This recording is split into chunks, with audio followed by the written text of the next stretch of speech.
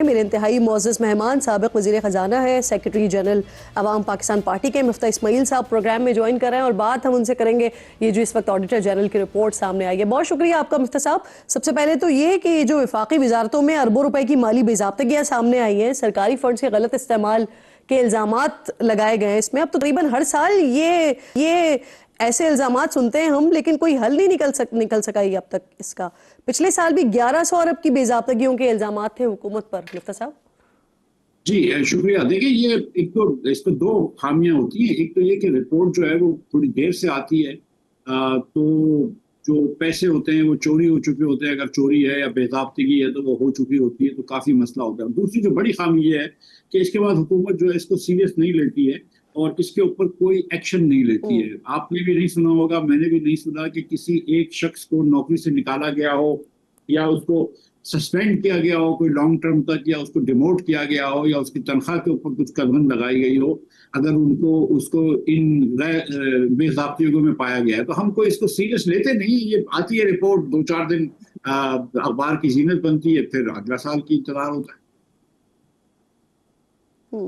ٹھیک، تو ایران امریکہ معاہدے کے بعد ویسے ٹاپ لائن سیکیورٹی کی ایک رپورٹ دیکھ رہی تھی جس میں انہوں نے کہا ہے کہ اگر ایران سے گیس پائپ لائن مکمل ہو بھی جاتی ہے تو یہ گیس ہمارے لیے سستی نہیں ہوگی، بلکہ اس کے مقابلے میں جو قطر سے گیس مل رہی ہے وہ زیادہ سستی ہے، اور سب سے بڑھ کر یہاں بھی معاہدہ بھی وہی ہے، گیس لیں یا نہ لیں پیسے دینے ہوں گے آپ کو۔ دیکھیں وہ جب 2012 میں پیپلز پارٹی کے دور کے ایک دم اینڈ کے وقت یہ آصف زرداری صاحب اور عاصم حسین صاحب گئے تھے اور انہوں نے یہ ایران سے معاہدہ طے کیا تھا، اور اس کے اندر یہ گیس جو تھی وہ جو ہم گیس لیتے ہیں اس سے بھی مہنگی گیس تھی، لیکن اس کے اندر ایک کلاز ہے کہ جب گیس فلو ہوتی ہے اس سے پہلے آپ ری نیگوشیٹ کرتے ہیں۔ اب اس بات کو جو ہے نا وہ 14 سال ہو گئے ہیں، ایران بہت عرصے تک اس کے نیچے قدغن میں رہا ہے، سینکشن میں رہا ہے، یہ اس وقت سائن نہیں کرنا چاہیے تھا اجرت کے اندر، بہرحال وہ کر دیا۔ اب مسئلہ یہ ہے کہ اس ایران سے ہم کو یہ بات کرنی چاہیے کیونکہ ایک $850 ملین کا کلیم بھی ایران کا ہمارے اوپر ہے۔ اس کے علاوہ یہ معاملہ آربیٹریشن میں ہے کہ بھائی دیکھو ہم پائپ لائن بنانے کے لیے تیار ہیں، لیکن آپ کو ایک منصفانہ نرخ دینے کے لیے تیار ہیں، اور جو ہم کوئی جرمانہ نہیں دیں گے کیونکہ ہم یہ بنا نہیں سکتے تھے بیکاز آف دی سینکشنز۔ اب مجھے یاد ہے کہ 2015-16 میں ہم لوگوں نے ان سے ایک مرتبہ کہا تھا کہ یار ہمارے پاس تو پیسے نہیں ہیں، تم ہم کو قرض دے دو ہم بنا لیتے، تو انہوں نے قرض دینے سے بھی ریفیوز کر دیا تھا۔ ایران کو بھی پتا تھی کہ ہم نہیں بنائیں گے، لیکن آئی تھنک کہ یہ اپرچونٹی پھر بھی ہے اگر ہم اس کے ریٹس کو پھر سے نیگوشیٹ کر لیں، لیکن جب بھی آپ ایک پائپ لائن لگائیں گے تو پھر وہ گیس لیں یا نہ لیں وہ ریٹ تو پائپ لائن کا خرچہ تو دینا ہی پڑے گا۔ صحیح۔ اچھا مفتہ صاحب یہ کنفرم کر رہے ہیں آپ کہ لاسٹ جو معاہدہ ہوا تھا اگر اس کے تحت پاکستان ایران سے گیس خریدے گا تو وہ قطر سے زیادہ مہنگی پڑے گی، آپ یہ کنفرم کر رہے ہیں؟ دیکھیں قطر کی جو گیس ہے نا ہم نے جو لی ہے وہ اس 2 مرتبہ لی ہے، ایک شاہد عباسی صاحب نے سودا کیا تھا اور ایک عمران خان صاحب کے زمانے میں ندیم بابر نے سودا کیا تھا، اور یہ دونوں گیس کا جو سودا ہے یہ اس سے منسلک ہے، برینڈ سے، برینڈ کے ریلیشن میں ایک مطلب 13% ہے اور ایک 10.8% آف برینڈ ہے۔ تو برینڈ جیسے اوپر نیچے ہوتا ہے اس طرح ہوتا ہے، یہ کسی اور انڈیکس سے منسلک ہے، لیکن اس پہ مجھے جو بڑی بات ہے وہ یہ کہ اس کے اندر جہاں تک مجھے یاد ہے کہ ایک نیگوسیشن پرائس کی ہونا واپس تھی کہ آپ ایک مرتبہ پھر آپ نیگوشیٹ کر سکتے ہیں، اور یہ بات درست ہے آپ کی کہ تھوڑے عرصے پہلے جب میں نے دیکھی تھی تو یہ ایران کی جو گیس تھی وہ اس سے مہنگی تھی، لیکن مجھے اس وقت اس کا ایگزیکٹ فارمولا یاد نہیں ہے۔ جس طرح سے وہاں پر کہا جاتا ہے کہ رشیا کا تیل ایسا نہیں ہے اور ہمارے پاس ریفائنریز نہیں ہے، تو اب جب ہم ایران سے اگر آئل لیں گے تو کیا یہاں پر بھی پھر وہی مسئلہ آئے گا؟ اگر ایران سے آئل لیں گے تو جی ہاں، ایران کا آئل تھوڑا سا مختلف کوالٹی کا ہوتا ہے لیکن اتنا بڑا فرق نہیں ہوگا، اس کو آپ بڑی آسانی سے ایڈجسٹ کر سکتے ہیں۔ لیکن بہن یہ ہوتا ہے کہ آپ آئل کو فریکشنیٹ کرتے ہیں، اس میں سے کچھ ڈیزل نکلتا ہے، کچھ پیٹرول نکلتا ہے، کچھ کیروسین نکلتا ہے وغیرہ وغیرہ، رائٹ، کچھ LPG ہوتا ہے۔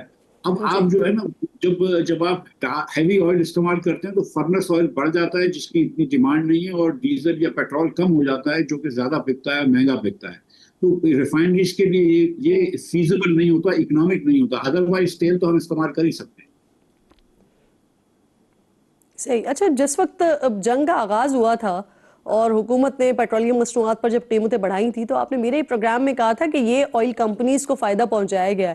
اب جب جنگ کا خاتمہ ہوا ہے اور پچھلے 4 ہفتوں میں حکومت نے ریلیف بھی دیا ہے تو وہ یہی آئل کمپنیز ہیں جو بتا رہی ہیں کہ 104 ارب کا نقصان ہو گیا ہے ان کو. اچھا دیکھیں اس میں دو باتیں ہیں. بزنس میں نقصان اور فائدہ اگر آئل کمپنیز کر رہی ہیں تو اس میں کوئی جرم نہیں کی بات نہیں ہے, کوئی بری بات نہیں. جو پہلا, جب آپ کے شو میں بھی شاید میں نے غالباً یہ بات کی ہے کہ جو پہلی مرتبہ 7 مارچ کو جی پرائز بڑھائی تھی تو وہ پرائز جو تھی نا وہ پہلی مارچ کو سیٹ ہوئی تھی 15 تاریخ تک, اور ان کے پاس 28 دن کی انوینٹری تھی جو کہ انہوں نے جنوری فروری میں لیا تھا, اور یہ معاہدہ ہوتا تھا اس زمانے میں کہ ہم ہر 15 دن میں پرائز بڑھائیں گے. تو آئل کمپنیز جو تھی نا ان کے اوپر یہ فرض تھا کہ وہ ہم کو سستی پرائس میں دیں.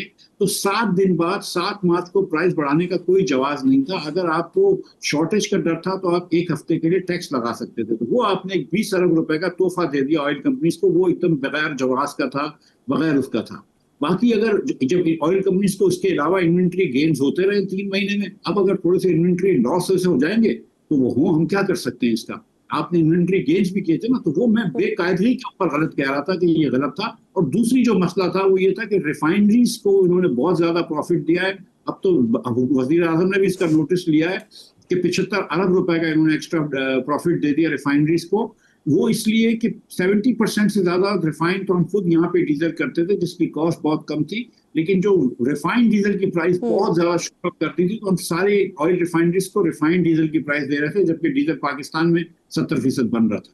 لیکن اگر یہ کمپنیاں نقصان کرتی ہیں تو نقصان کریں, جو رولز ہیں اس کو رولز کو نہ چھیڑو, جس رولز پہ چل رہا ہے وہ چلنے دو. اگر وہ پروفٹ کر لے تو بڑی اچھی بات ہے.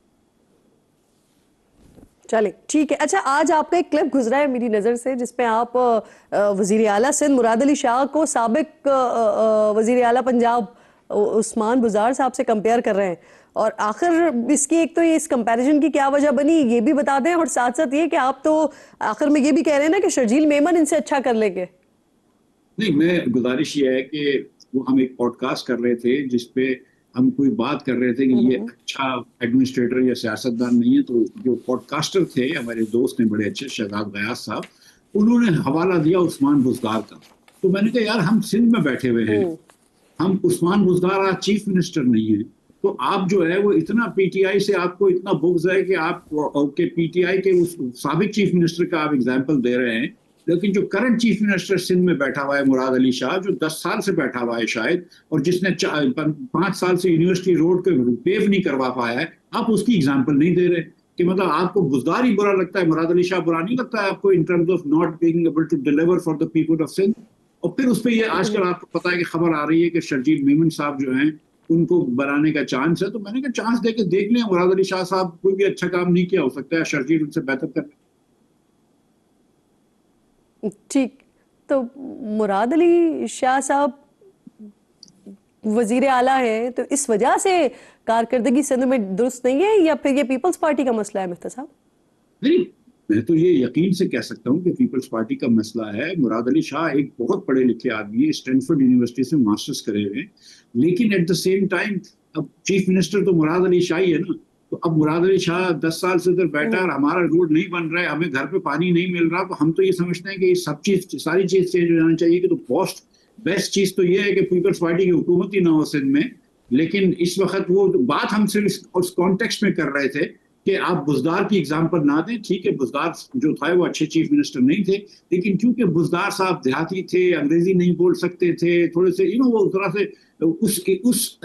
اس سوسائٹی کے حصے سے نہیں تھے جہاں سے سوسائٹی کے لیڈران آتے ہیں. ٹھیک ہے, جو بڑے لوگ ہماری سیاست میں جو وزراء ہوتے ہیں, وہ بڑے ذرا سے. مفتی صاحب جب کراچی میں سندھ گورنمنٹ اس طرح سے فعال نہیں تھی تو کہا یہ جاتا تھا کیونکہ باقی سندھ میں سندھ گورنمنٹ ہے اور کراچی میں کوئی اور ہے, تو اس وجہ سے کراچی کے حالات جو ہیں وہ بالعموم خراب ہی ہوتے جا رہے ہیں. لیکن اب پھر وہاں پر صورتحال بدلی, اب پورے سندھ میں بشمول کراچی سندھ حکومت ہے. انفیکٹ وہاں پر نوجوان میئر ہیں مرتضی وہاب صاحب, لیکن اس کے باوجود بھی آپ ہی بتاتے ہیں کہ کراچی کی حالت جو ہے وہ زیادہ ابتر ہو رہی ہے.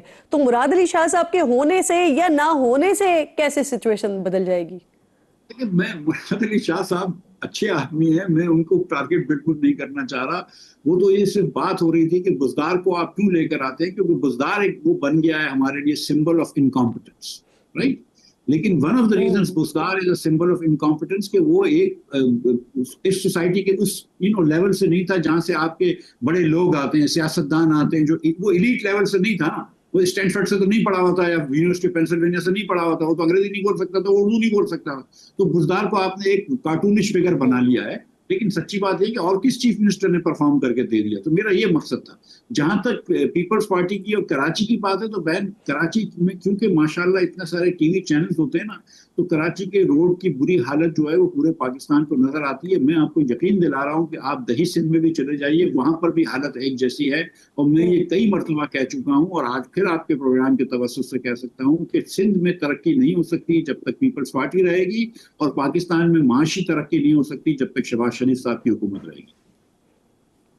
اچھا چلیں، آپ نے ان کا تذکرہ چھیڑ دیا تو ویسے سچویشن اس وقت یہ ہے پیپلز پارٹی حکومت کی اتحادی ہے، لیکن وہ چاہے آپ سیاسی بیانیہ دیکھ لیں یا معاشی محاذ دیکھ لیں، دونوں جانب اس وقت بھرپور تنقید کر رہی ہے پیپلز پارٹی مسلم لیگ نون پر، اور مسلم لیگ نون اس وقت جو ہے وہ بیک فٹ پر دکھائی دے رہی ہے.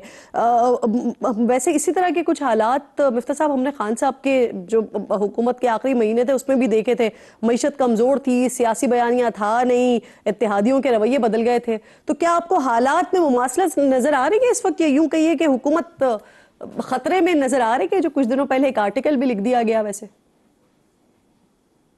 جی، سہیل وڑائی صاحب کے آرٹیکل کی آپ میرے خیال سے کی طرف نشاندہی کر رہی ہیں. جی جی. یہ بات دیکھیں، سہیل وڑائی صاحب کہتے ہیں، اب یہ دیکھیں کوئی نجومی تو نہیں ہے، کسی کو نہیں پتا، لیکن یہ جو شہباز صاحب کے 4 سال نکلے ہیں نا بہن، یہ پاکستان کے معاشی طور پہ بدترین 4 سال نکلے ہیں. 4 سال پہلے جتنی ایکسپورٹس تھی اتنی ایکسپورٹس ہم نہیں کر سکے. 1960 کے بعد یہ 3 سال میں جتنی کم سرمایہ کاری ہوئی اتنی کبھی نہیں ہوئی. غربت جو ہے وہ 10 سال کے ہائیسٹ لیول پہ آ گئی ہے.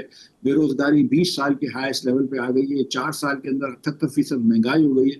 تو شہباز صاحب معیشت کے اندر وہ کام نہیں کر سکے. مثال کے طور پہ جو فارن پالیسی میں سکسیسز ہیں پاکستان کی، شہباز صاحب کی وجہ سے ہیں، فیلڈ مارشل کی وجہ سے ہیں، جس کی وجہ سے بھی ہیں، لیکن فارن پالیسی میں سکسیسز ہیں. آپ ہندوستان سے جنگ بھی جیتے، لیکن آپ معاشی طور پر جو ہے وہ ملک کو ترقی نہیں دے سکے، ملک کو آپ نے غریب کر دیا ہے.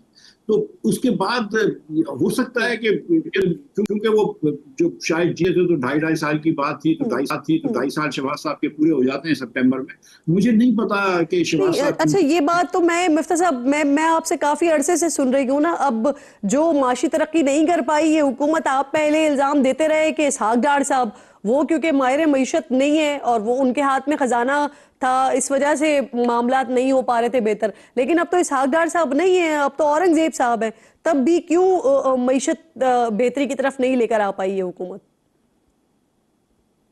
میرا تو یہ خیال ہے کہ کیونکہ شہباز شریف صاحب خاص طور پہ اور ڈار صاحب بھی ایک رول پلے کرتے ہیں، بڑے اسٹیٹسٹ ہیں دونوں، اور ہر چیز کو ریاست کے کنٹرول میں رکھتے ہیں. آپ نے 60% ٹیکس لگا رکھا ہے. بڑی مشکل سے جو ڈار صاحب نے نوکری پیشہ لوگوں پہ سرچارج لگایا تھا وہ ہٹایا انہوں نے. پہلے انہوں نے کہا کہ ہم ایکسپورٹرز کے اوپر سے ایکسپورٹ ٹیکس ہٹائیں گے، اب وہ بھی انہوں نے بیک ٹریک کر دیا ہے. اور کچھ وہ کمپنیاں جو کہ 80% سے زیادہ ایکسپورٹ کرتی ہیں ان کو یہ دیا ہے. تو اتنے زیادہ ٹیکس لگانے کا شہباز شریف صاحب کو شوق ہے، اور اتنے ٹیکس لگا دیے ہیں کہ جس کی وجہ سے معیشت کا پہیہ رک گیا اور پاکستان میں سرمایہ کاری نہیں ہوئی. اس کی وجہ سے غربت بڑھ رہی ہے اور بے روزگاری بڑھ رہی ہے. مفتیٰ اسماعیل صاحب ساتھ موجود